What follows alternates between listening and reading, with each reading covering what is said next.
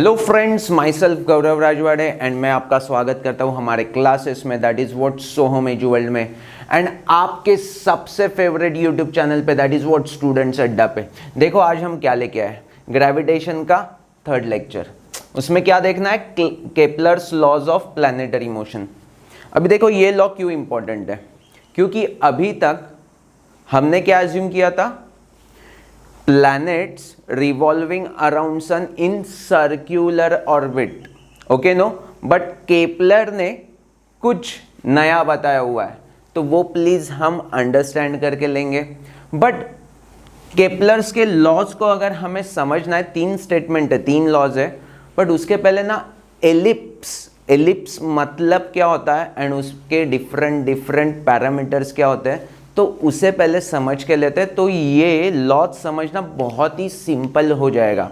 हमारे text book में सिर्फ ये तीन लॉज है, स्टेटमेंट है, बट उसका अंडरस्टैंडिंग नहीं है। तो पहले अंडरस्टैंडिंग के लिए हम एलिप्स को समझ के लेते हैं। Is that clear to you? अभी देखो क्लास, कोनिक्स का ये सेक्शन है, 11th स्टैंडर्ड में आ जाएगा। बट एलिप्टिकल पाथ मतलब क्या, सबसे बेस्ट एग्जाम्पल क्या है, देखो एग होता है, एग उसको ऐसे रखो एंड जो शेप दिखेगा that is what elliptical path. और sometimes we can say watermelon का शेप भी तो एलिप्टिकल पाथ होता है, सिर्फ वो 3D डायग्राम होती है, तो उसको 2D में देखेंगे तो हमें जो शेप दिखेगा that is what ellipse. Is that clear to you? अच्छी तरह से समझा है। अभी देखो एलिप्स को हमें ड्रॉ करना है ना, तो हमें दो फिक्स पॉइंट चाहिए, S1 and S2, these are what fix point. Clear? S1 S2 को क्या बोलेंगे क्लास? Focus point. सो एक पॉइंट होता है तो फोकस बोल देते हैं, एंड दो है ना फोकस पॉइंट, तो इसे बोलते हैं फोसाई या फोकाई। ओके नो, एक होगा तो फोकस, एक से ज्यादा होंगे तो फोकाई। क्लियरिटी? पक्का समझा? ओके, तो S1 S2 इंट्रोड्यूस हो गया। अभी देखो ये x एक्सिस जैसा रेफरेंस दिख रहा है और ये y एक्सिस जैसा, तो यहाँ पे x एंड y नहीं बोलते, यहाँ पे horizontal axis and vertical axis ऐसा कहते हैं। क्लियरिटी? तो इसमें हॉरिजॉन्टल एक्सिस बड़ो है ना, तो इसीलिए उस एक्सिस का नाम है मेजर एक्सिस। क्या है? Major axis. तो इस एक्सिस को क्या बोलेंगे क्लास? Major axis. एंड ये छोटू है तो इसे बोल देंगे माइनर एक्सिस। क्लियरिटी? अभी देखो क्लास, सुनो, लेंथ ऑफ मेजर एक्सिस मतलब क्या, ए पॉइंट से बी पॉइंट तक का distance is length of major axis. अभी देखो क्लास, ये इंटरसेक्शन पॉइंट से लेके यहां तक का ए अगर डिस्टेंस है, तो लेंथ ऑफ मेजर एक्सिस क्या हो जाएगा? Length of major axis is 2 times a and length of minor axis is 2 times b। Is that clear to you? अच्छी तरह से समझा? तो हमें देखो फोकस मतलब फोकाई मतलब क्या समझ में आ गया, मेजर एक्सिस, माइनर एक्सिस, यहां तक क्लियरिटी है। अभी देखो क्लास, सुनो, ये A पॉइंट है और ये S1 है, तो ये S1 से सबसे नियरेस्ट पॉइंट है A, this is what nearest point ना, तो AS1 इस डिस्टेंस को बोलते हैं क्लास पेरीजी। क्या बोलेंगे? पेरीजी। एंड वैसे ही डिक्टो सेम यहाँ पे S2 एंड B के बीच में भी this is what shortest distance, and ये सिमेट्रिक है, मतलब क्या इक्वली ही होंगे।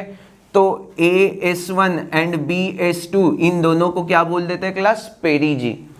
देखो हमें केपलर्स लॉ पढ़ने के लिए एक्चुअली ये दो वर्ड्स पता होने चाहिए, but this is what introduction ना, इसीलिए हमारे बुक में ये दो वर्ड्स नहीं है।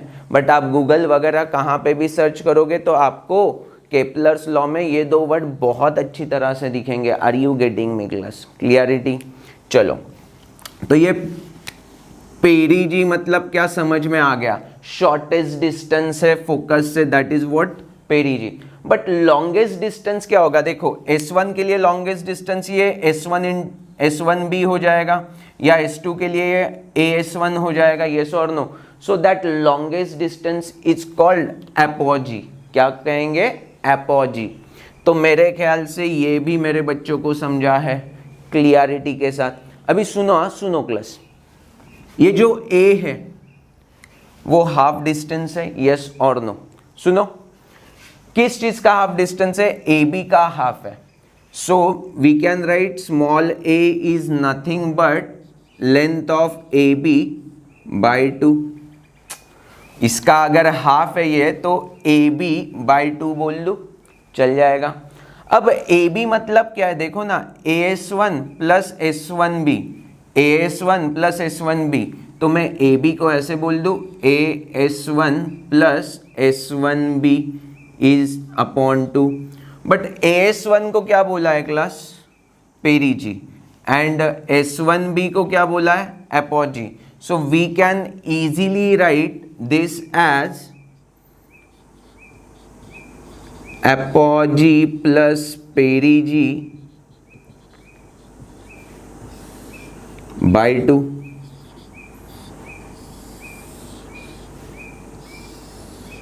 क्लियरिटी के साथ समझा है क्लास।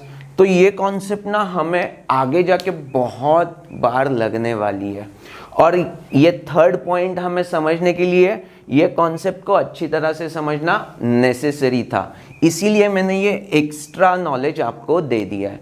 क्लियरिटी। अब हमारे बुकिश मैनर में पढ़ देते कि व्हाट इज एक्चुअली केपलर्स के लॉ। तो फर्स्ट लॉ कहता है द ऑर्बिट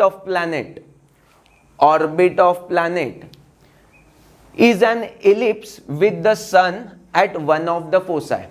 सुनो, हमने जो सर्कुलर एज्यूम किया था तो वो बोल रहा है कि सर्कुलर नहीं, यहां पे सन है तो उसके अराउंड वो एलिप्टिकल पाथ में रिवॉल्व हो रहा है। Are you getting me? देखो क्लास, फॉर एग्जाम्पल ये सन है,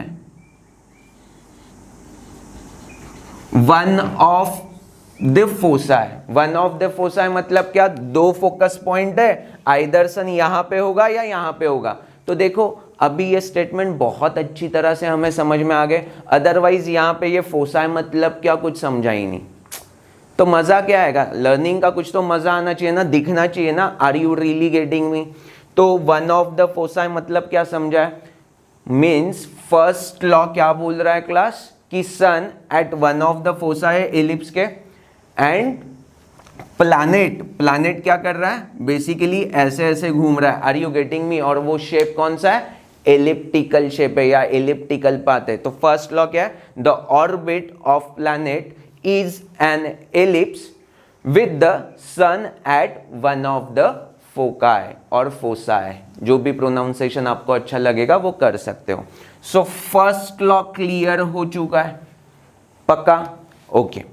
अब सेकेंड लॉ देखेंगे क्लास, ये बहुत ही इंपॉर्टेंट है क्योंकि बहुत सारे बच्चों को ये समझ में नहीं आता। देखो class, the line joining the planet and the sun sweeps equal areas in equal interval of time. मतलब क्या, मैं बताने की कोशिश करता हूं। देखो क्लास,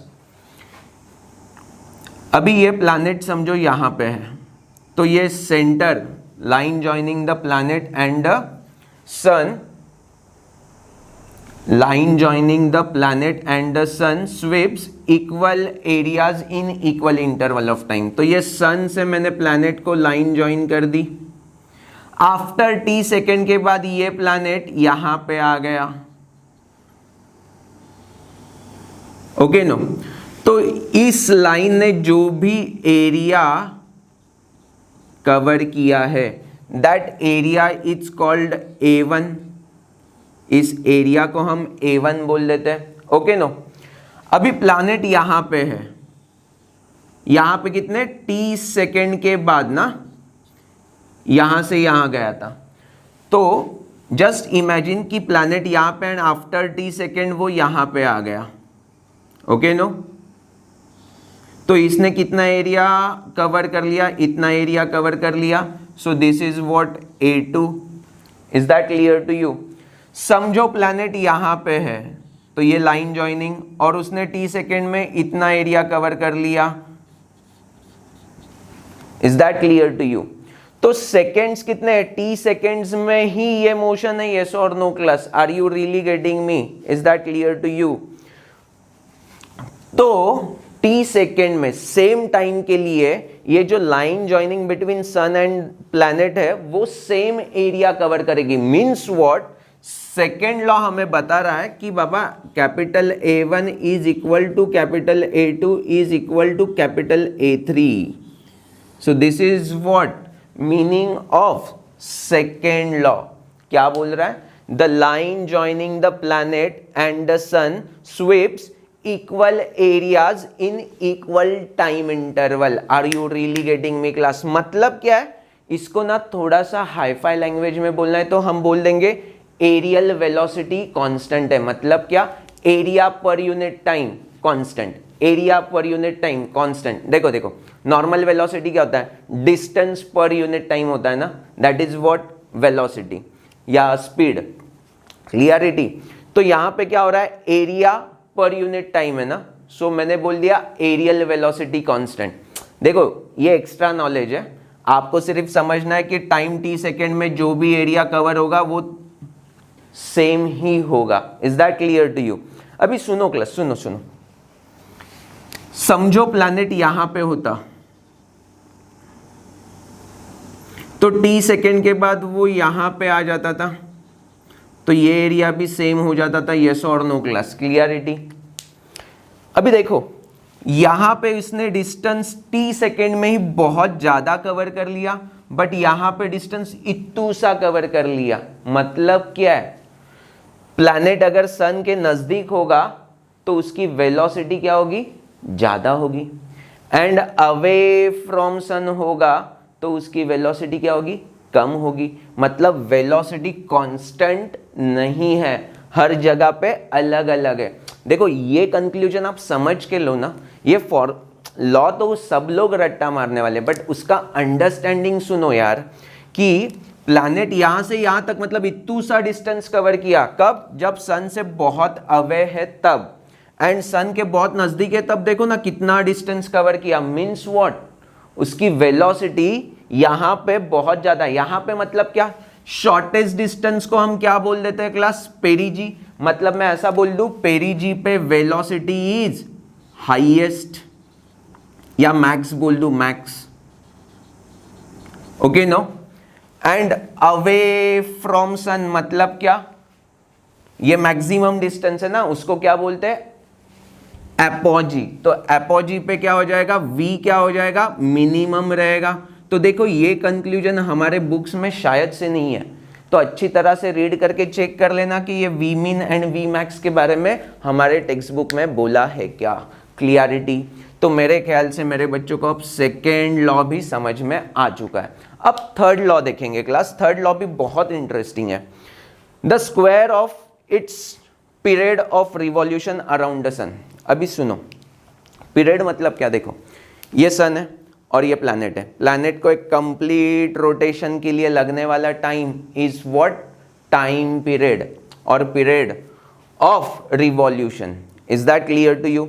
तो एक कंप्लीट रोटेशन के लिए अर्थ को कितना टाइम लगता है सन के अराउंड घूमने के लिए? 365 days. Are you getting me class? So that is what? Time period और period of revolution of earth around sun. Clear? 365 days. तो ये क्या दिया है वो समझ में आ गया? Period of revolution around the sun. So that period किससे रिप्रेजेंट करते हैं हम? कैपिटल टी से रिप्रेजेंट करते हैं। So square of its period मतलब हमें क्या बोल दिया है? T square is directly proportional to the, अभी सुनो बहुत इंपॉर्टेंट है, cube of the mean distance of a planet from the sun. क्या क्या क्या? Cube of mean distance of a planet from the सन। देखो हमने मीन डिस्टेंस निकाला हुआ है, that is what? Clarity? So time period जो है उसका square is directly proportional to a cube, ऐसा उन्हें बोलना है। T square is directly proportional to a cube. So this is what? Third law. किसका? केपलर का। Is that clear to you? तो यहाँ पे ना बुक में हमारे ए की जगह पे स्मॉल आर लिखा होगा, कोई इशू नहीं, उन्होंने ऐसा लिखा होगा T square is directly proportional to R cube. तो ऐसा दिखा या ऐसा दिखा, आपको कॉन्सेप्ट समझ में आ गया? आर या ए की जगह पे हमें क्या लेना है, ये डिस्टेंस लेना है। Are you getting me class? That is what mean distance of planet from the sun, mean distance of planet from the sun. Are you really getting me? Is that clear to you? अच्छी तरह से समझा है? पक्का? Okay so देखो class, in this manner हमने ये तीनों बेसिकली लॉज अच्छी तरह से पढ़ लिए हैं। अब तीसरे लॉ से ना बेसिकली हम इसके साथ खेल भी सकते हैं। मतलब क्या, मैं बता देता हूँ। फॉर एग्जाम्पल ये जो डिस्टेंस है ए, उसका वैल्यू मैंने ट्वाइस कर दिया या हाफ कर दिया, तो हमारा 1 year is equal to 365 days है, वो वैल्यू चेंज होते जाएगा। तो हम नेक्स्ट एक्टिविटी में बेसिकली इसे डेप्थ में देखने की कोशिश करेंगे। So thank you for watching this video, bye bye.